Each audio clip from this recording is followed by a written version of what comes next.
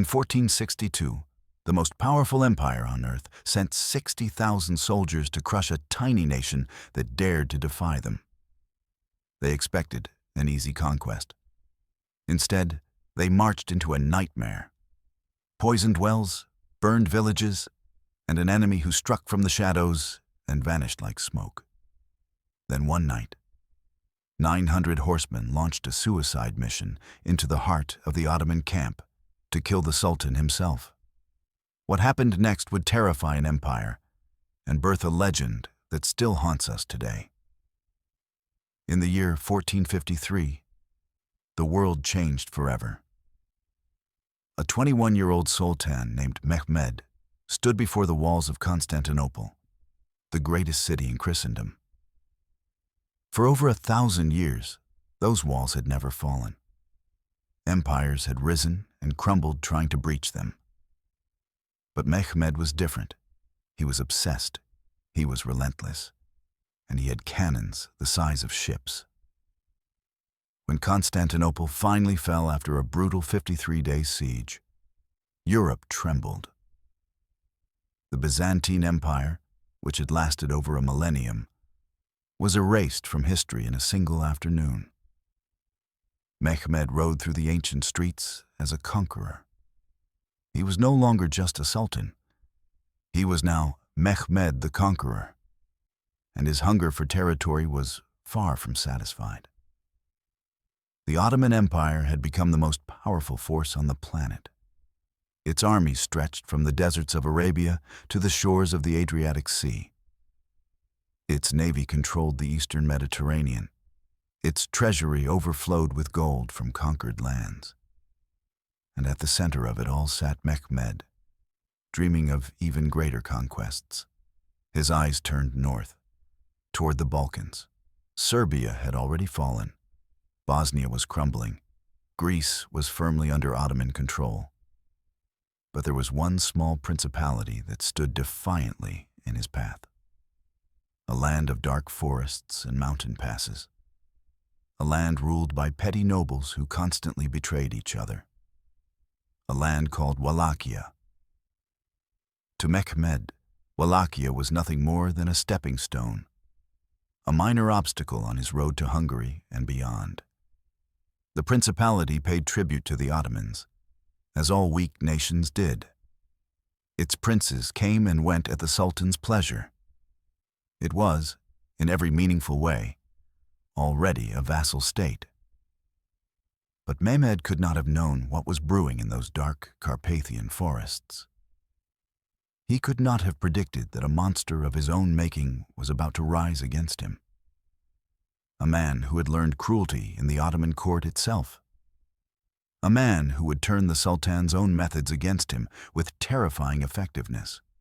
The Balkans in the mid-15th century were a chessboard of empires. The Hungarians pushed from the west, the Ottomans devoured from the south, and caught in between were small nations fighting desperately for survival. Wallachia had survived by playing both sides, switching allegiances whenever convenient. But that delicate balance was about to shatter. Mehmed wanted absolute submission. He wanted Wallachia not as a tributary, but as a province. He wanted its princes to kneel permanently. And he was willing to send the largest army ever assembled against Eastern Europe to make it happen. The stage was set for one of history's most remarkable confrontations. A tiny nation against an unstoppable empire. A few thousand defenders against tens of thousands of invaders. And at the heart of it all, two men whose hatred for each other would write one of the bloodiest chapters in medieval history. The conqueror's shadow was spreading. But in Wallachia, something just as dark was waiting. The boy who would become history's most feared prince was born around 1431 in the fortress of Sighisoara. His father was Vlad Dracul, a military commander who had been inducted into the Order of the Dragon, a Christian brotherhood sworn to defend Europe against the Ottomans. The word Dracul meant dragon. And so the boy became known as Dracula, the son of the dragon. But young Vlad's childhood was anything but noble. His father constantly struggled to hold the Wallachian throne. Enemies surrounded them. Betrayal was as common as breathing. And when Vlad was just 11 years old, his father made a decision that would shape the boy forever. He handed Vlad and his younger brother Radu over to the Ottomans as hostages. This was a common practice in the medieval world. Princes gave their sons to guarantee their loyalty. If a vassal rebelled, his children would die. It was insurance paid in blood. And so Vlad found himself a prisoner in the Ottoman court, surrounded by the very people his family had sworn to fight. The years that followed were brutal. Vlad was beaten for his defiance. He was mocked for his faith. He watched as his younger brother Radu adapted to Ottoman life, eventually converting to Islam and becoming a favorite of the sultan. But Vlad refused to bend. His hatred grew like a cancer, fed by every humiliation. Yet even in captivity, Vlad learned. He studied Ottoman military tactics. He observed their administration, their diplomacy, their methods of terror. He watched how they used impalement to break the will of conquered peoples. He memorized everything. And he waited. In 1447, disaster struck. Vlad's father was assassinated by Wallachian nobles. His older brother Mirza was captured, blinded with hot iron stakes, and buried alive. The family Vlad had been separated from was destroyed in a single stroke of treachery. The Ottomans released Vlad shortly after, hoping to use him as a puppet ruler. But they had miscalculated terribly. The boy they had tormented had become something else entirely. The years of abuse had burned away his mercy. The betrayal of his family had taught him to trust no one. And the methods he had witnessed in the Ottoman court had given him ideas. Vlad seized the Wallachian throne for the first time in 1448, though he was quickly overthrown. He spent years in exile, plotting, building alliances, waiting for his moment. Finally, in 1456, he reclaimed his throne with Hungarian support. This time, he would not be removed so easily. The young prince, who had been handed over as a bargaining chip, had returned as something terrifying. He had the cunning of an Ottoman diplomat, the ruthlessness of a Janissary executioner, and a burning desire for revenge that nothing could extinguish. The dragon's son had come home, and Wallachia would never be the same. Wallachia was a nation born in blood and kept alive through betrayal. Nestled between the Carpathian Mountains and the Danube River, it occupied some of the most strategically important land in Eastern Europe. Every major power wanted to control it, and every major power had tried. To the west lay the Kingdom of Hungary, a Christian nation that saw itself as Europe's shield against Ottoman expansion. Hungarian kings viewed Wallachia as a buffer state, a sacrificial lamb that would absorb the first waves of any Turkish invasion. They offered protection, but always at a price. To the south and east sprawled the Ottoman Empire, an Islamic superpower that demanded tribute, soldiers, and absolute obedience. The Sultan saw Wallachia as a conquered territory that simply had not realized it yet. They appointed and removed princes at will. They extracted wealth like blood from a wound. Caught between these giants, Wallachian princes learned to survive through cunning rather than strength. They paid tribute to both sides. They switched allegiances with every shifting wind. They married their daughters to whoever offered the best deal. Loyalty was a luxury no Wallachian ruler could afford. The real power in Wallachia lay not with the prince, but with the boyars. These wealthy nobles controlled vast estates and private armies. They elected princes and just as easily murdered them.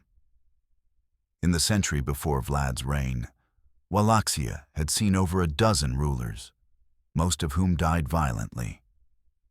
The throne was less a seat of power than a target. The common people suffered most of all. Peasants were taxed by their boyars, taxed by the prince, and taxed again by whichever empire currently held dominance. They were conscripted to fight wars they did not understand. They watched their villages burn in conflicts between powers that barely knew their names. Vlad understood all of this intimately. He had grown up watching his father navigate these impossible politics.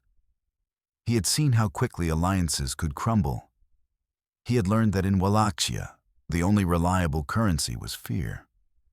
When he reclaimed his throne in 1456, Vlad inherited a broken nation. The treasury was empty. The army was weak. The boyars were already plotting against him. And the Ottomans were demanding increased tribute, along with something new: Wallachian boys to be taken as slaves for the Janissary Corps. For most princes, submission would have been the only option. Bow to the Ottomans. Pay what they demanded. Survive another year. But Vlad was not most princes. He had spent his childhood as an Ottoman hostage. He knew exactly what fate awaited those Wallachian boys. And he had already decided that he would die before he let his people suffer what he had suffered.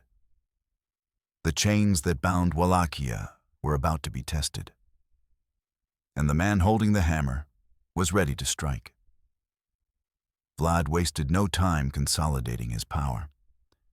He knew that his greatest enemies were not across the Danube, but within his own court.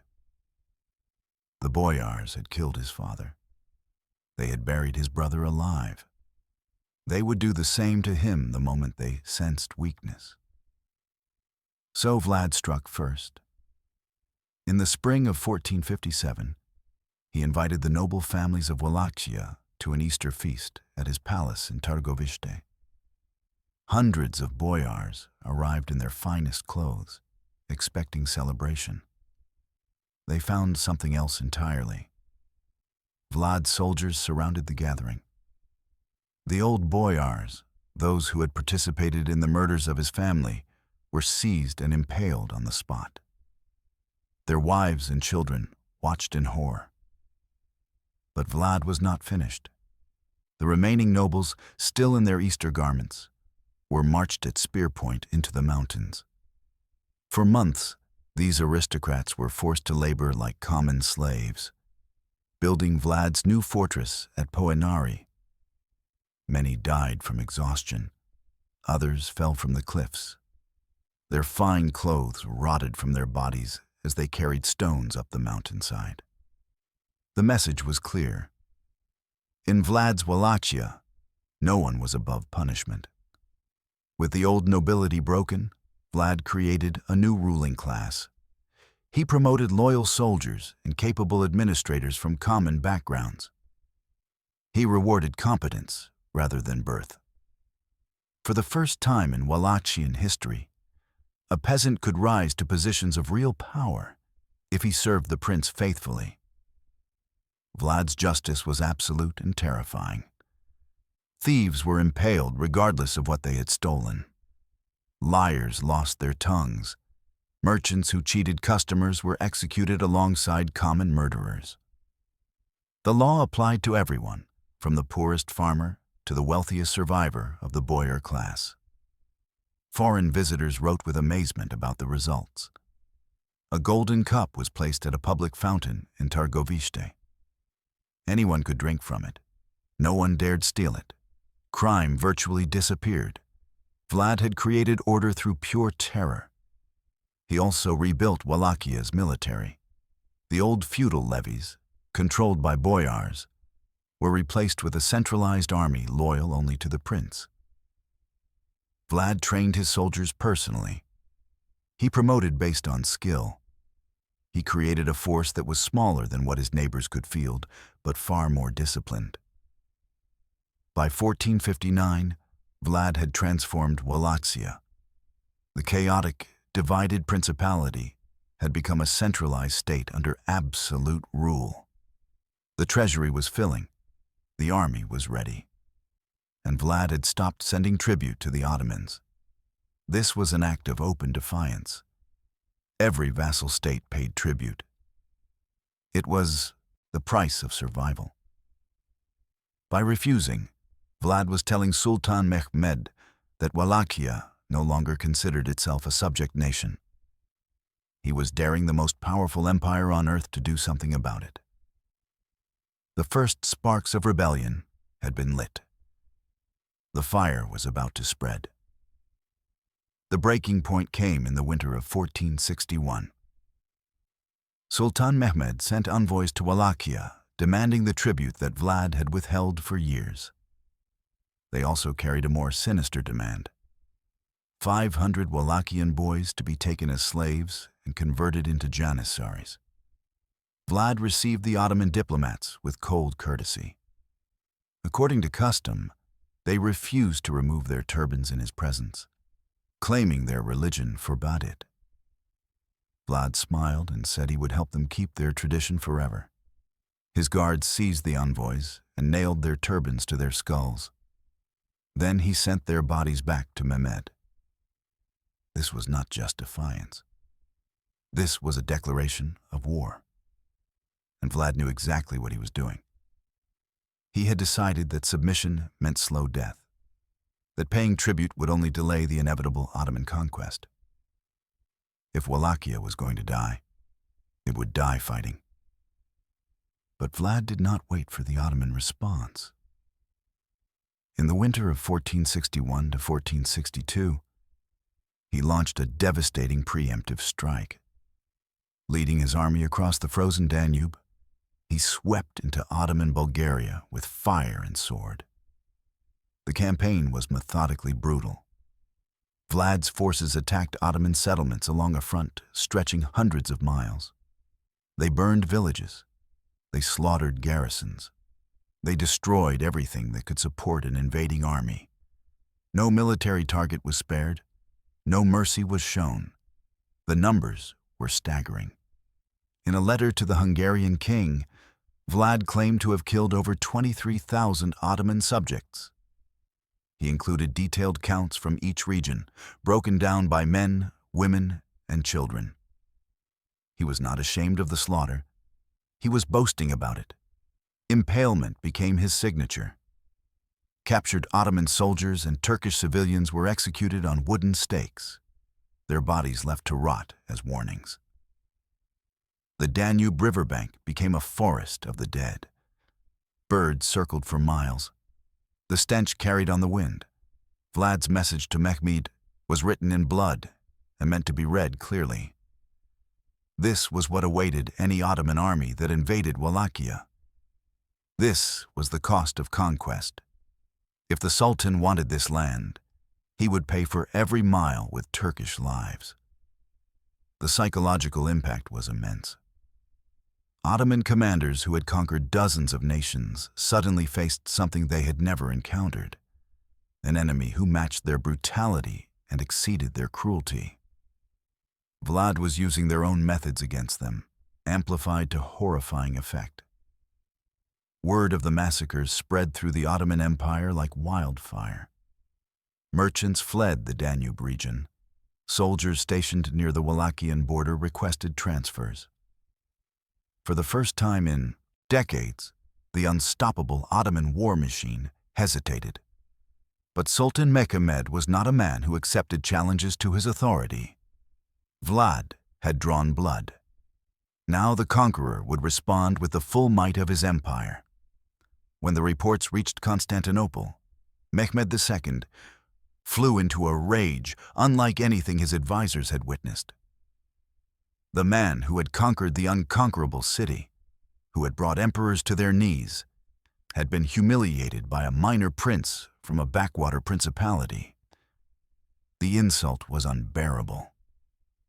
Vlad had not simply rebelled.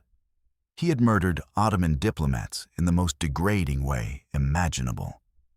He had slaughtered tens of thousands of the Sultan's subjects. He had impaled Turkish soldiers and left their bodies rotting along the Danube. Every corpse was a direct challenge to Mehmed's power. In the Ottoman world, such defiance could not stand. The empire was built on fear and respect. Subject nations obeyed because they knew resistance meant annihilation. If the Vlad's rebellion went unpunished, other vassals might start questioning their own submission. The entire system could unravel. Mehmed made his decision immediately. He would not send a punitive expedition. He would not dispatch generals to handle this problem. He would go himself, leading the largest army ever assembled against a European nation. He would crush Wallachia so completely that its very name would become a warning. The Sultan began recalling his best commanders from across the empire. He ordered the Janissary Corps to full mobilization. He summoned Sipahi cavalry from Anatolia and the Balkans. He requisitioned artillery from the foundries of Constantinople. He demanded ships to control the Danube River. This was not a military campaign. This was an extinction event. Mehmed intended to erase Wallachia from the map, to kill or enslave its entire population, to turn its forests into graveyards and its fields into wasteland. No one would remember Vlad, except as an example of what happened to those who defied the Ottoman Empire. The Sultan's rage was personal as well as political. Vlad had been his hostage years ago. Mehmed remembered the defiant Wallachian boy who refused to bend. He remembered how Vlad's brother Radu had embraced Ottoman culture while Vlad had nursed his hatred in silence. He had underestimated this enemy once. He would not do so again. As preparations accelerated, Mehmed made one more decision that revealed the depth of his planning. He brought Radu, Vlad's own brother, along with the invasion force. Radu had converted to Islam. He had become a favorite at the Ottoman court, and Mehmed intended to place him on the Wallachian throne once Vlad was destroyed. Brother against brother. It was the ultimate weapon. Even if Vlad somehow survived the military onslaught, he would face a rival with a legitimate claim to his throne. Mehmed was not just planning a war, he was planning an annihilation. The fury of the conqueror was unleashed, and it was heading straight for the Carpathian Mountains. In the spring of 1462, the Ottoman war machine began to assemble. What emerged was the largest invasion force Eastern Europe had ever seen. The numbers were almost incomprehensible for a campaign against such a small nation. Estimates vary among historians, but the core of Mehmed's army numbered at least 60,000 soldiers. Some sources claim it reached 90,000 or even higher, when including support personnel, camp followers, and auxiliary forces. This was not an army. This was a moving city designed for conquest. The backbone of the force was the Janissary Corps, the Sultan's elite infantry. These soldiers had been taken as children from Christian families, converted to Islam, and trained from boyhood for war.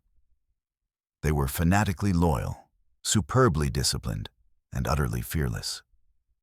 Perhaps 10,000 Janissaries marched with Mehmed. Supporting them were the Sipahi cavalry, feudal warriors granted land in exchange for military service. These horsemen came from across the empire, from the plains of Anatolia to the hills of the Balkans. They were experienced fighters who had conquered nations. At least 30,000 Sipahis rode in Mehmed's host. Then came the Akunchi, the irregular light cavalry that served as raiders and scouts. These men were volunteers who fought for plunder rather than salary. They would screen the army's advance, terrorize the countryside, and hunt down anyone who tried to flee. Thousands of Akunchi joined the campaign. The Sultan also brought heavy artillery, the same guns that had shattered the walls of Constantinople. teams of oxen dragged massive bronze cannons across the Balkans. Engineers accompanied them, ready to construct siege works against any fortress that dared resist. A fleet of 25 or more war galleys sailed up the Danube, carrying supplies and additional troops. These ships would control the river, preventing any Wallachian escape and ensuring the army never ran short of provisions. At least, that was the plan. The logistics of moving such a force were staggering. Hundreds of wagons carried food, weapons, and equipment. Herds of cattle accompanied the army as walking meat supplies. Water carriers, blacksmiths, surgeons, and countless other specialists kept the machine functioning. Mehmed had assembled this force for one purpose: total destruction. He did not intend to negotiate. He did not plan to accept surrender.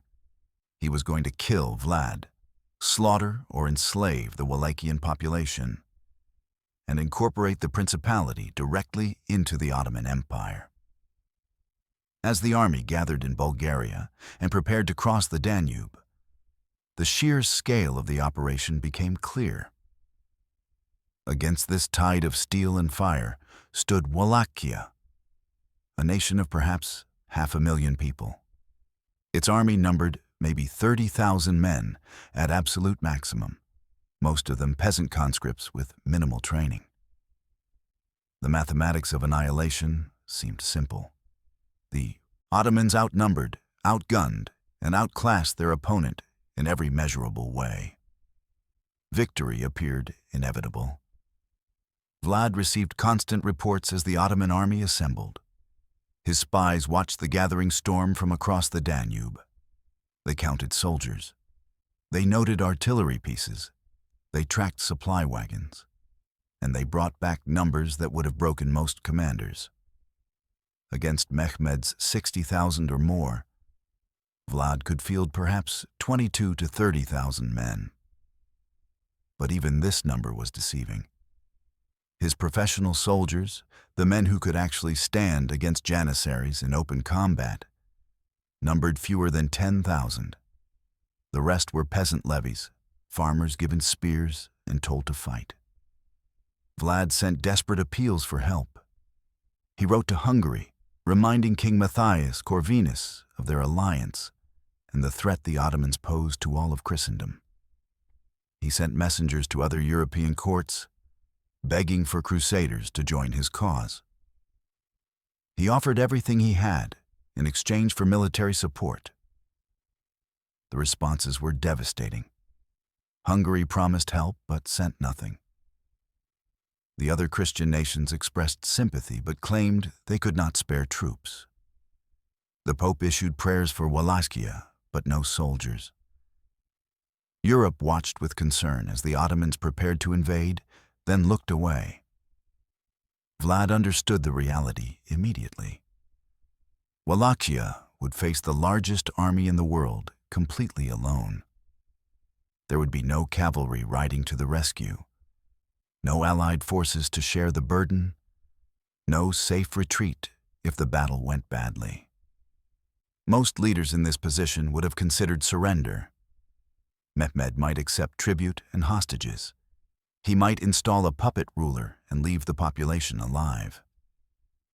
Submission was humiliating, but it was survivable. But Vlad was not most leaders. He had been an Ottoman hostage once. He knew exactly what surrender meant. It meant watching his people carried off to slavery. It meant seeing Wallachia absorbed into an empire that would erase its identity. It meant everything he had built being destroyed. So Vlad chose war. Not conventional war, which he could never win, but a different kind of conflict. A war of shadows and terror. A war that would make the Ottomans pay for every mile they advanced. A war that would turn Wallachia itself into a weapon. He began preparing immediately. The entire nation was mobilized. Every man who could hold a weapon was called up. Blacksmiths worked day and night forging spears and arrows. Women and children were organized to support the army or flee to the mountains. Vlad knew he could not defeat Mehmed in open battle. His army would be annihilated in hours. But he had learned from his years as an Ottoman hostage. He had studied their weaknesses. He knew that their massive army was also a massive vulnerability. 60,000 soldiers needed food. They needed water. They needed rest. And Vlad intended to deny them all three.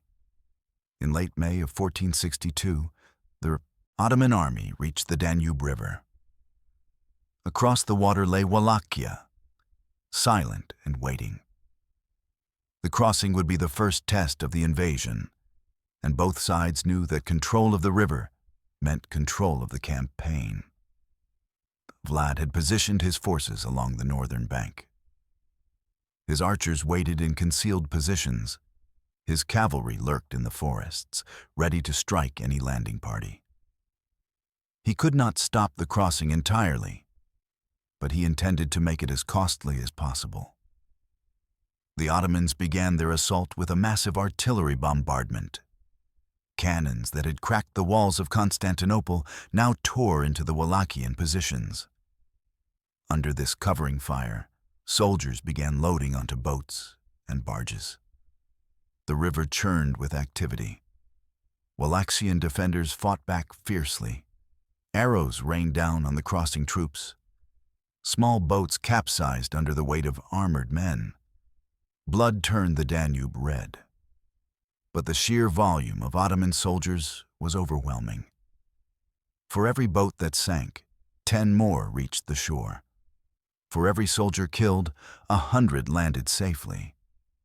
The Janissaries established a beachhead and held it against Wallachian counterattacks.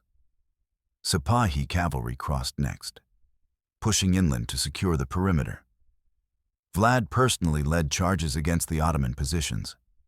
His horsemen swept down on isolated units, killing quickly before retreating into the forests.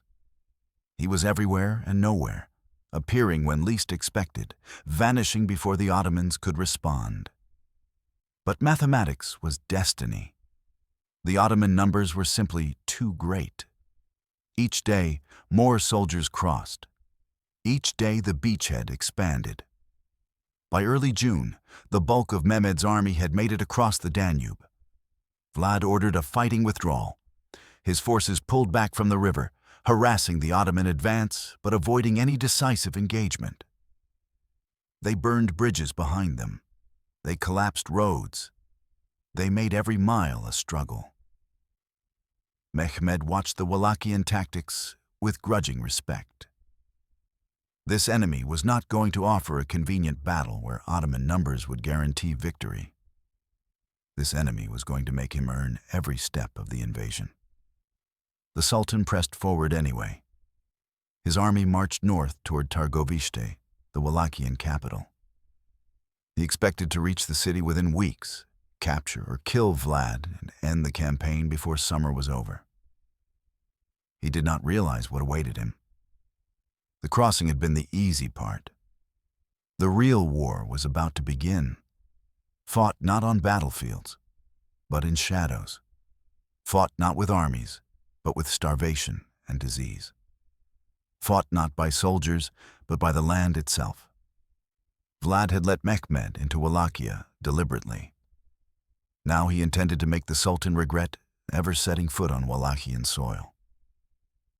As the Ottoman army pushed inland, they found nothing but desolation. The villages that should have provided food were empty, their granaries burned, their wells poisoned. The fields that should have been green with crops were blackened wastelands. The people who should have been there to conquer had vanished. Vlad had implemented a scorched earth strategy with terrifying thoroughness. For weeks before the invasion, his officials had moved systematically through the countryside. Livestock was slaughtered or driven into the mountains.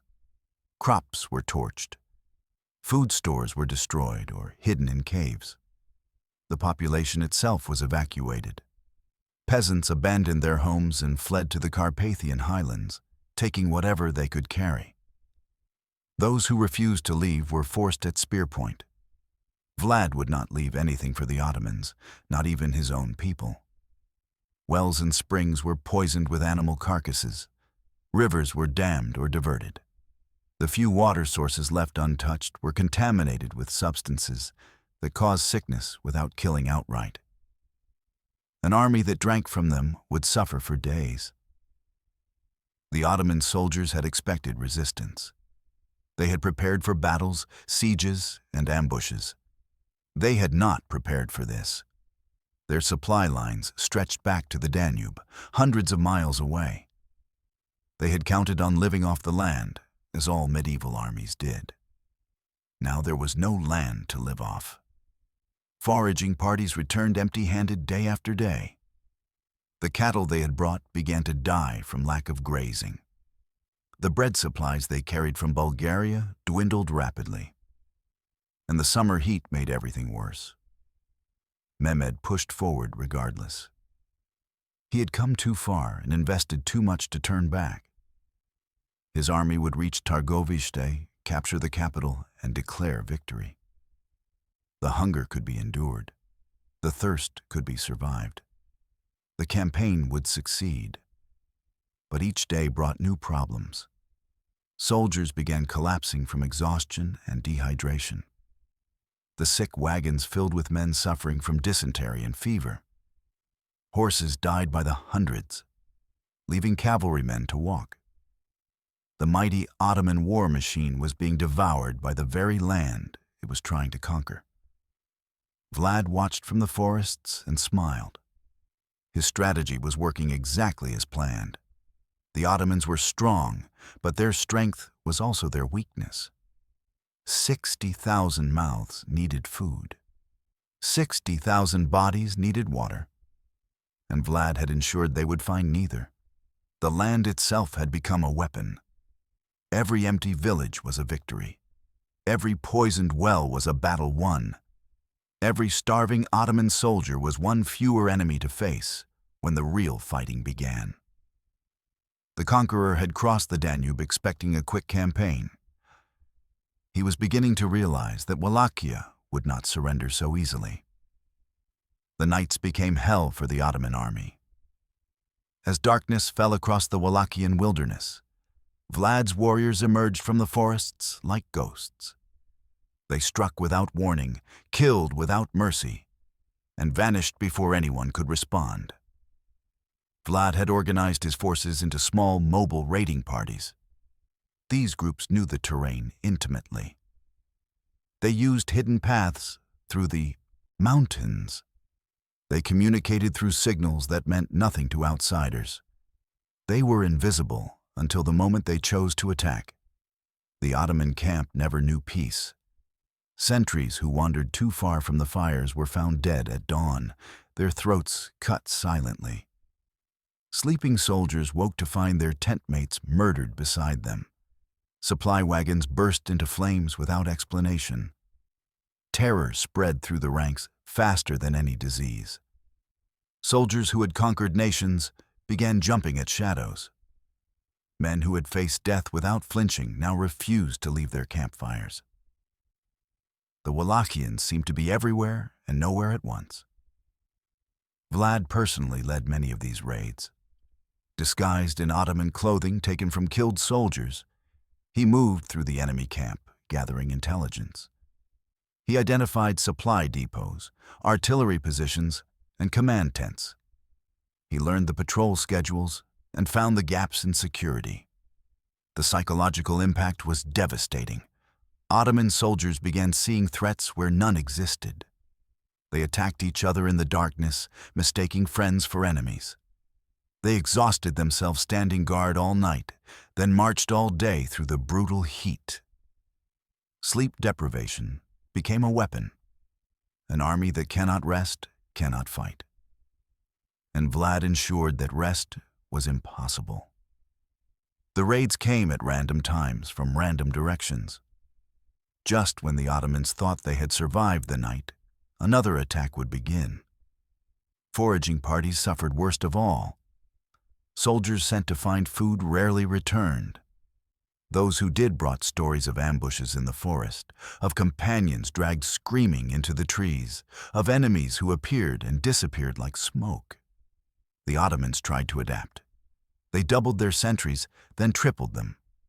They sent out larger foraging groups with cavalry escorts. They lit enormous fires to push back the darkness. Nothing worked. Vlad always found the weak points. He struck where defenses were thinnest. He retreated before reinforcements could arrive. He never gave the Ottomans a target they could actually hit. Mehmed watched his army bleed from 1,000 cuts. Each night cost him men he could not replace. Each day brought his soldiers closer to breaking. He had expected a war of swords and cannons. Instead, he was fighting shadows. The Sultan had conquered cities, defeated armies, and humiliated emperors. But he had never faced an enemy like this. Vlad was not fighting to win. He was fighting to make victory cost more than it was worth. By the second week of June, the Ottoman army was falling apart from within. Not from Wallachian steel, but from enemies far smaller and far deadlier. Disease had found the invaders, and it was spreading like wildfire. The combination of contaminated water, inadequate food, and exhaustion created perfect conditions for epidemic. Dysentery swept through the ranks first, leaving soldiers too weak to march. Then came fever, striking down men who had seemed healthy just hours before. The medical situation was catastrophic. Ottoman army surgeons had experience with battle wounds, but they were overwhelmed by the sheer number of sick. Men lay in rows, groaning and delirious, while their companions marched on without them. Bodies accumulated faster than they could be buried. The stench of death hung over the army like a curse. Flies swarmed in numbers that blocked out the sun. And with the flies came more disease, more death, more despair. The food situation was equally dire. The supplies brought from Bulgaria had been calculated for a quick campaign. No one had planned for an extended march through wasteland. Rations were cut, then cut again. Soldiers grew weak from hunger. Some men began eating their horses, others hunted rats and insects. A few became desperate enough to eat things that made them sicker. Starvation and disease formed a deadly partnership that killed more effectively than any army. Discipline began to break down. Hungry soldiers stole from each other. Sick men were abandoned by their units. Officers struggled to maintain order as their commands disintegrated around them. The greatest army in the world was becoming a mob. Mehmed himself remained healthy, protected by the best food and cleanest water the army possessed. But he could see what was happening to his forces. The daily reports grew more alarming. The number of combat-ready soldiers shrank with each sunset. The Sultan's advisors began suggesting retreat. The campaign had become too costly. The losses from disease alone exceeded anything they had anticipated. Better to withdraw, regroup, and try again next year. Mehmed refused. Retreat would mean admitting defeat. It would mean that Vlad had won. It would encourage every other vassal state to rebel. The Ottoman Empire could not afford to show weakness, no matter the cost. So the army staggered forward, shrinking daily. Thousands of soldiers lay scattered along the road behind them, dead or dying. The vultures grew fat. The wolves grew bold. And still Targovishta remained somewhere ahead, always just out of reach. Vlad had turned nature itself against the invaders. He had made Wallachia a death trap. And the Ottomans were dying in it, not by the hundreds or thousands, but by the tens of thousands. In the middle of June, Vlad summoned his commanders for a council of war. They gathered in a forest clearing, surrounded by guards and hidden from any Ottoman scouts. The situation was desperate, and everyone knew it. Vlad's guerrilla campaign had been devastatingly effective. Ottoman losses from ambush, disease, and starvation were enormous. But Mehmed's army still advanced. Targovishte would fall within days. And when it did, the Sultan would claim victory regardless of his casualties. The commanders debated options. Some urged continued harassment, bleeding the Ottomans until they gave up. Others suggested retreating into the mountains and waiting for winter to finish what disease had started. A few even whispered about negotiating surrender. Vlad listened in silence. His face revealed nothing. When everyone had spoken, he stood and addressed his officers with cold determination. Guerrilla tactics had cost Mehmed dearly, he acknowledged. But they would not win the war. The Ottomans would capture the capital, install Radu as prince, and declare Wallachia conquered. Vlad would spend the rest of his life as a hunted fugitive, watching his nation become just another Ottoman province. Something dramatic was needed. Something that would break Ottoman morale completely. Something so devastating that Mehmed would have no choice but to retreat. And Vlad had a plan. He would attack the Ottoman camp directly. Not a raid on the periphery, but an assault aimed at the heart. He would find Mehmed's tent and kill the Sultan himself. Cut off the head, and the body would die. His commanders stared in disbelief. The Ottoman camp held tens of thousands of soldiers. The Sultan's position would be the most heavily guarded spot in the entire army. Anyone attempting such an attack would face impossible odds. Vlad acknowledged the risks calmly. He was not asking for the entire army to participate. He needed only his best men, his most skilled warriors, the cavalry who had trained for years to fight at his side. Perhaps 1,000 riders at most. They would attack at night, when confusion would multiply their numbers. They would strike from multiple directions, creating chaos throughout the camp. They would use Ottoman passwords and uniforms captured from killed soldiers. And they would not stop until Mehmed was dead, or they were. It was madness. It was suicide. And it was their only chance.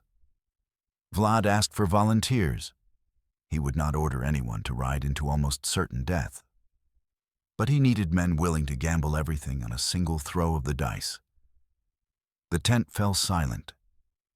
Then, one by one, his commanders stepped forward. If Vlad was riding into hell, they would ride with him. The plan that emerged from Vlad's desperate counsel was audacious beyond anything attempted in medieval warfare.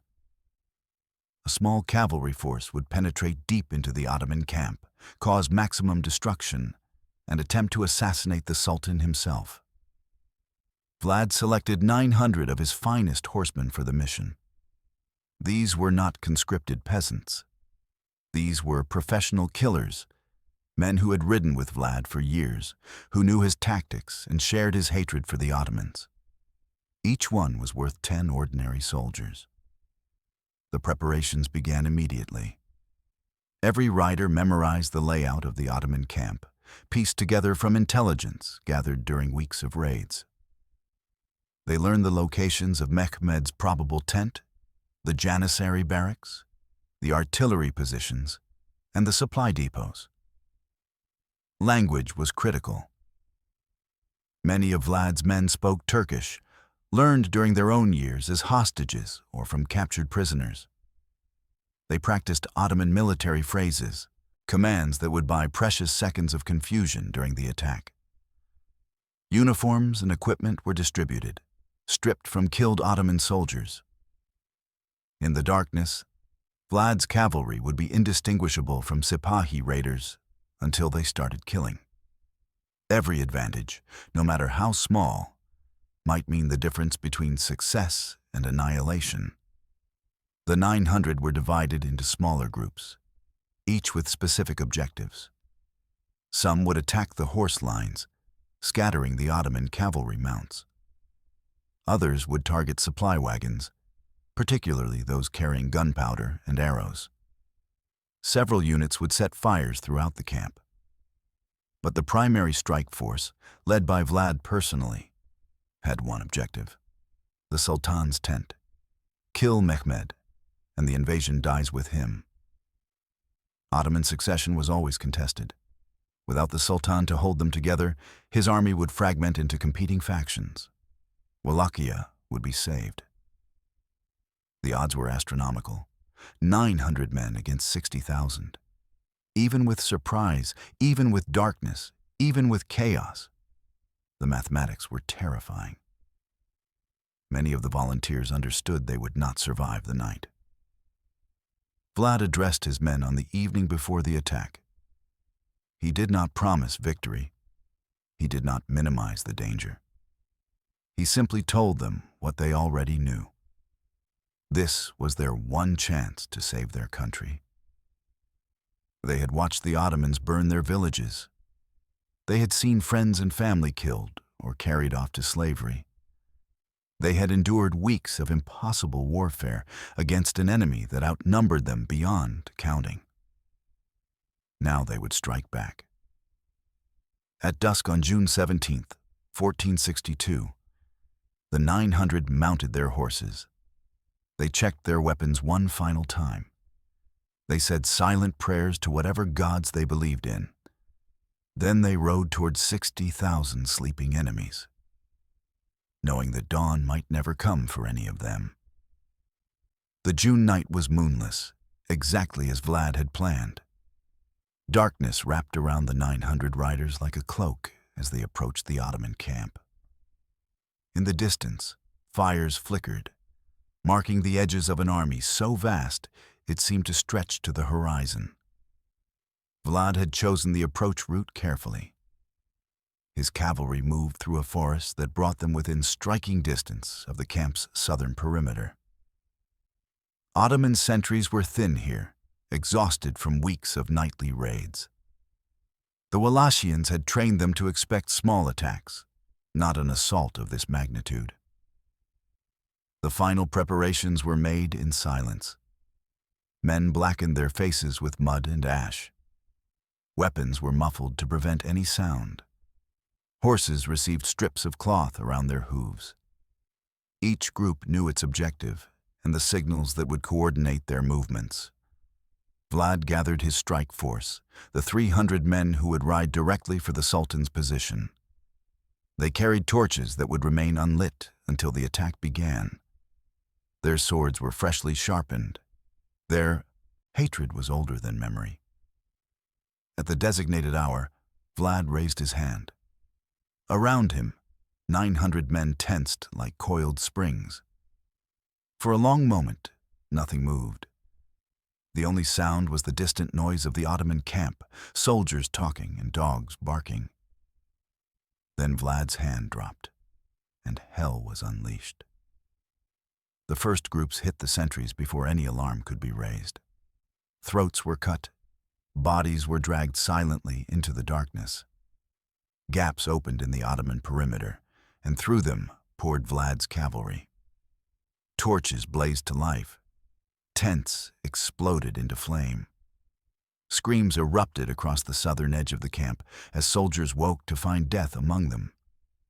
The night that had been peaceful seconds ago became chaos incarnate.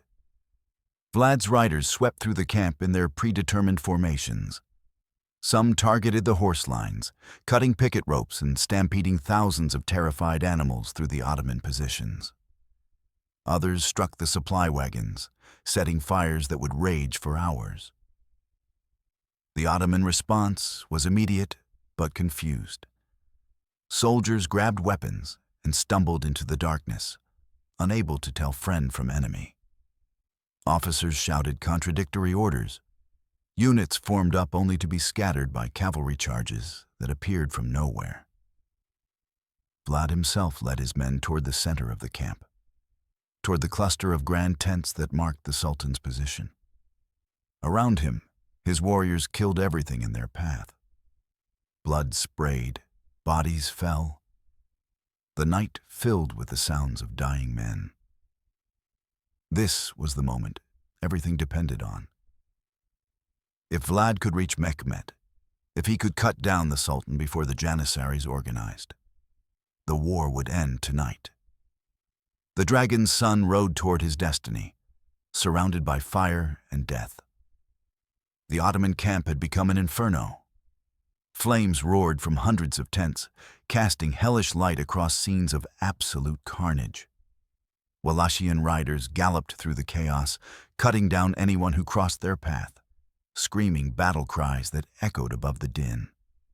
Vlad pressed toward the center, his personal guard forming a wedge of steel around him. They killed methodically, conserving energy for the fight they knew was coming.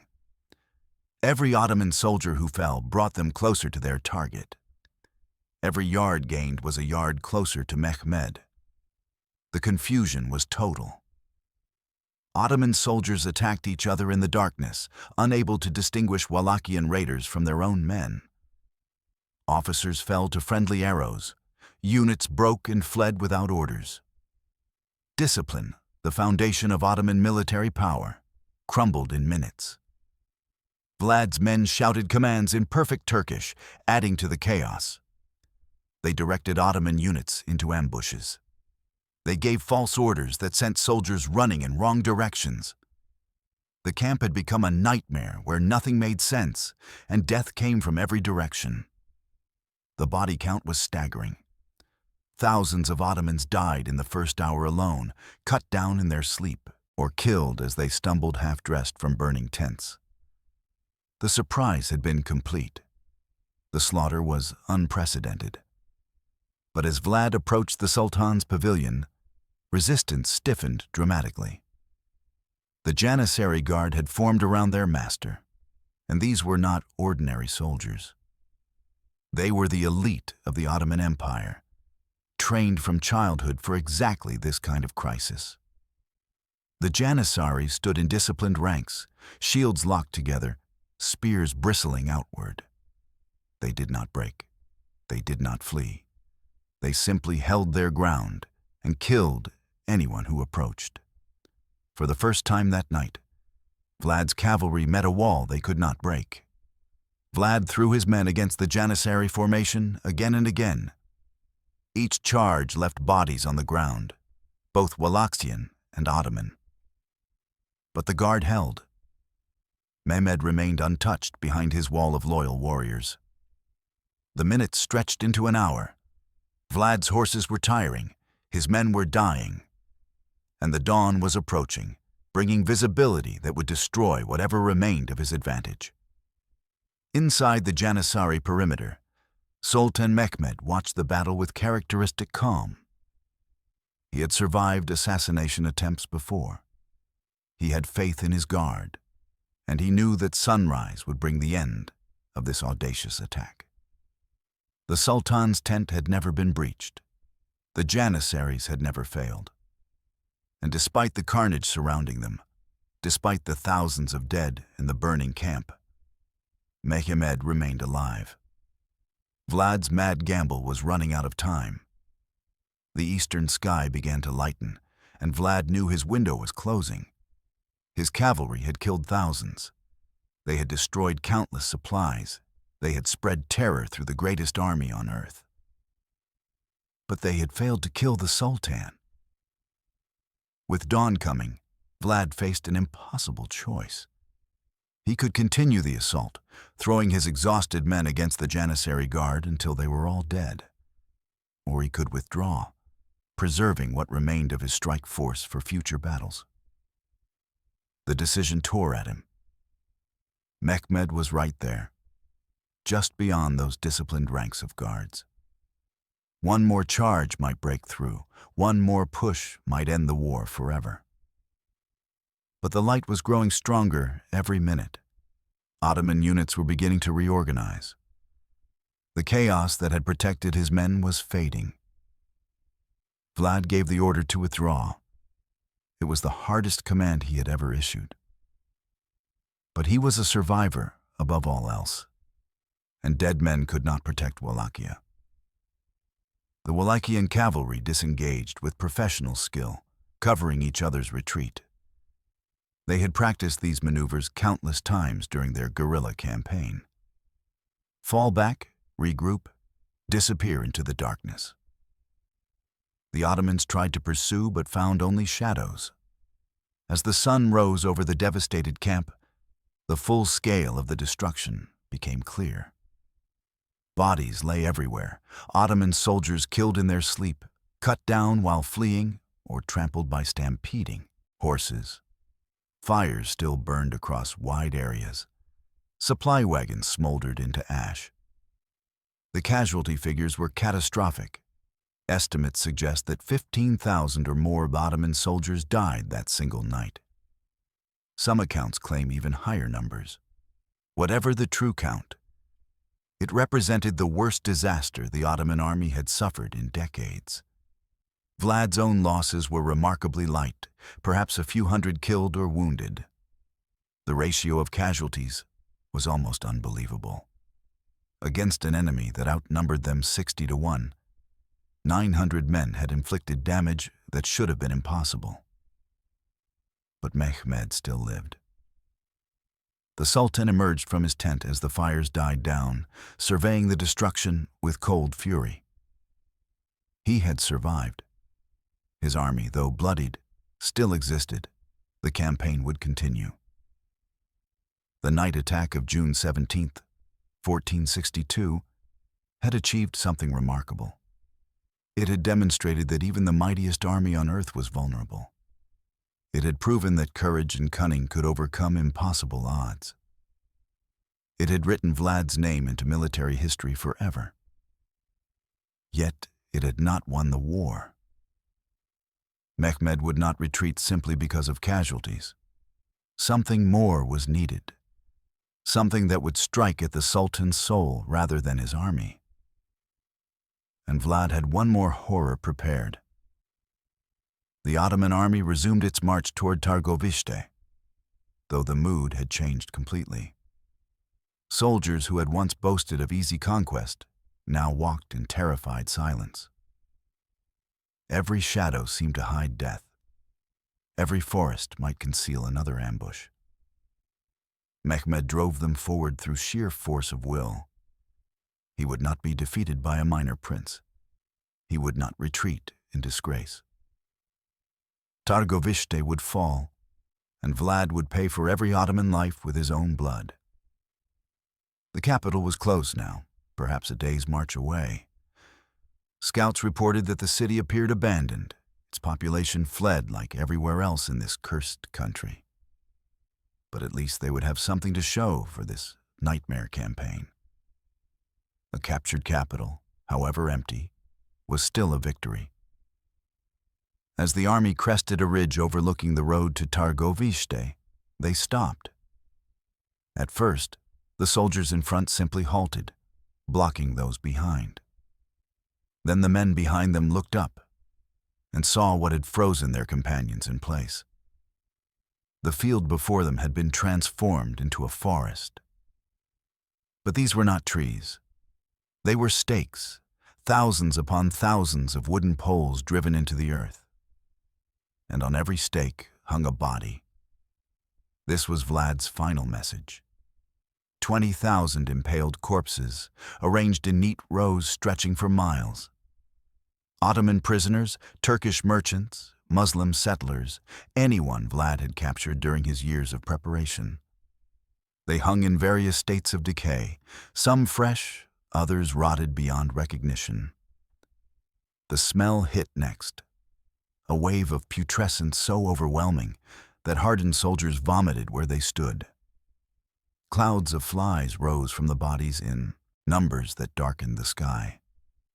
Birds circled overhead, grown fat on human flesh. The horror was beyond anything the Ottomans had ever witnessed. This was impalement on an industrial scale. The stakes had been driven through the victims' bodies with surgical precision, avoiding vital organs to maximize suffering. Some of the dead had clearly survived for days before finally expiring. This was not execution. This was art, created by a master of cruelty. Sultan Mehmed rode forward to view the field himself. According to chronicles, even the conqueror of Constantinople was shaken. He had used impalement himself, had ordered thousands put to death in his conquests. But this exceeded anything he had imagined possible. His advisors watched the Sultan carefully. For the first time in anyone's memory, Mehmed seemed uncertain. The man who had never retreated, never shown weakness, never admitted defeat, sat on his horse staring at 20,000 rotting corpses and said nothing. The forest of the impaled had achieved what 60,000 soldiers could not prevent. It had broken something in the Ottoman will to continue. Mehmed stared at the impaled dead for a long time. Around him, his remaining soldiers waited in horrified silence. The smell of decay was suffocating.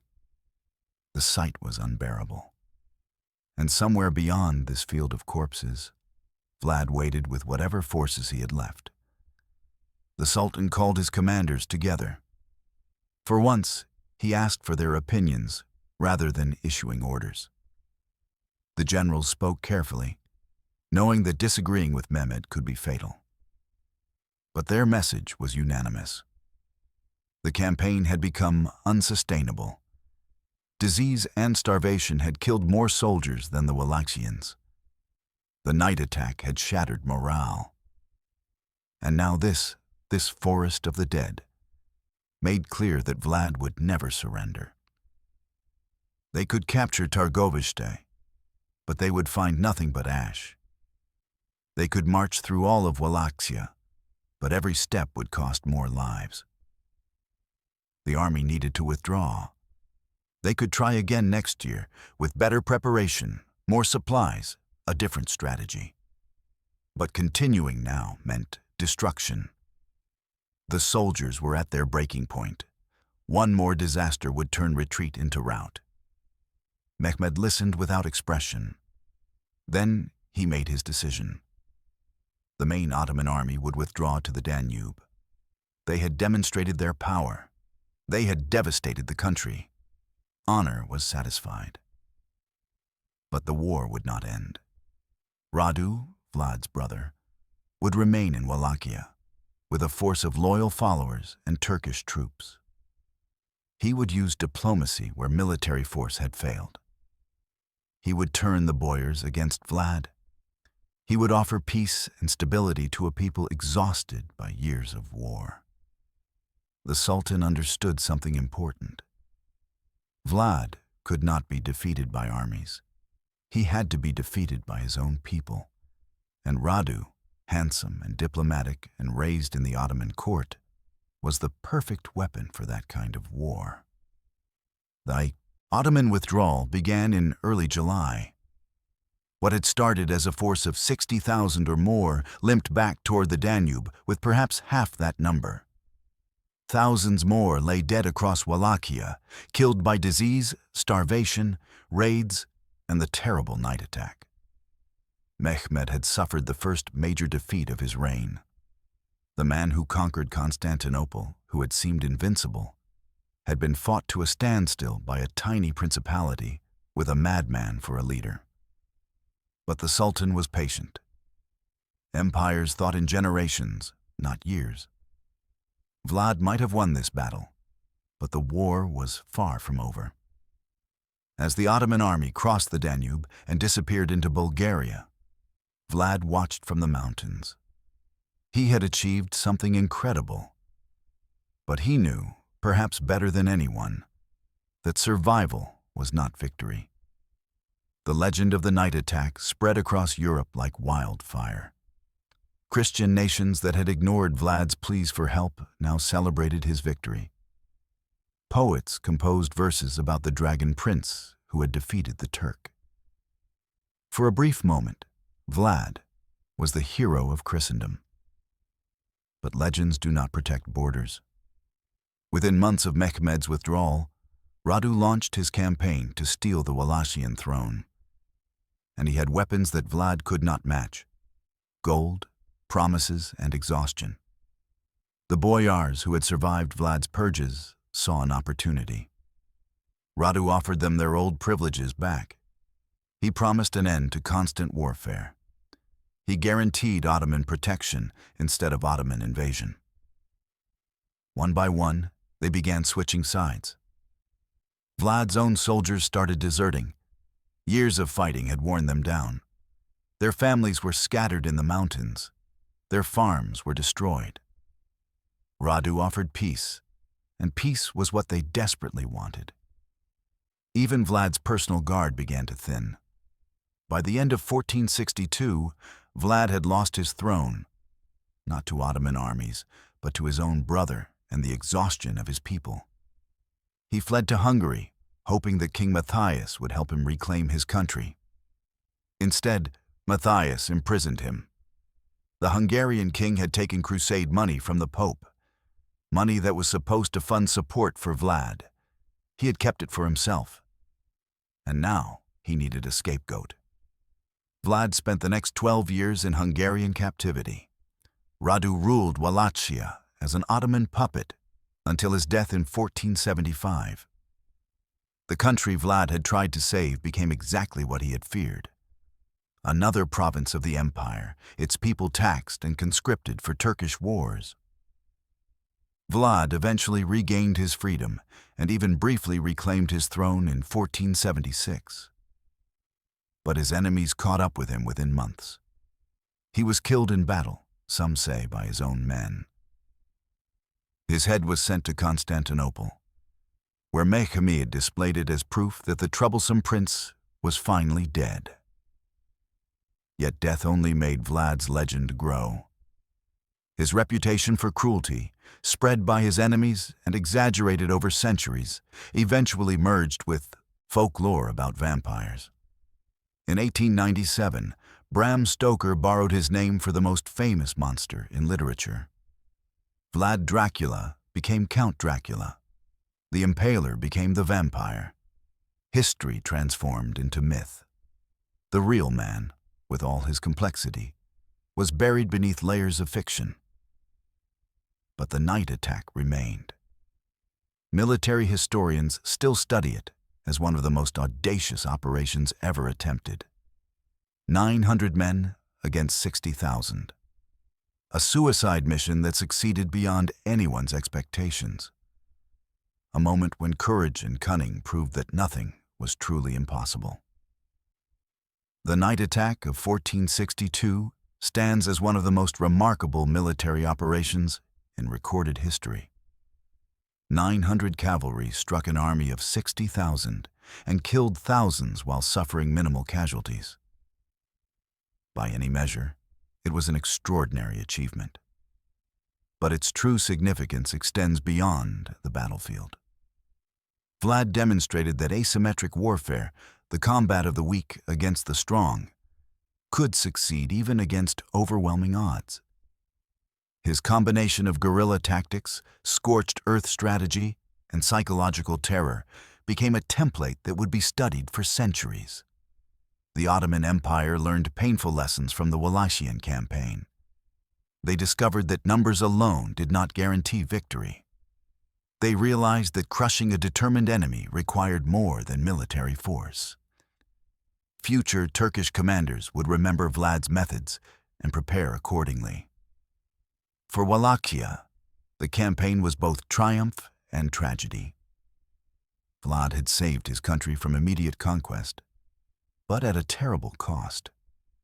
The scorched earth strategy destroyed years of agricultural development. The constant warfare depopulated entire regions. The nation was exhausted even in victory. The human toll was staggering. Tens of thousands of Ottomans died during the campaign. Thousands of Wallachians perished defending their homeland. The impaled prisoners numbered in the tens of thousands. War crimes on both sides exceeded anything normal, even for that brutal era. Yet something remarkable emerged from the horror. A small nation had stood against the most powerful empire on earth and survived. A prince with no allies had fought the conqueror of Constantinople to a standstill. The impossible had proven possible. Vlad himself remains one of history's most controversial figures. To some, he was a monster whose cruelty exceeded all bounds of human decency. To others, he was a patriot who used terrible methods to protect his people from a terrible fate. The truth likely lies somewhere in between.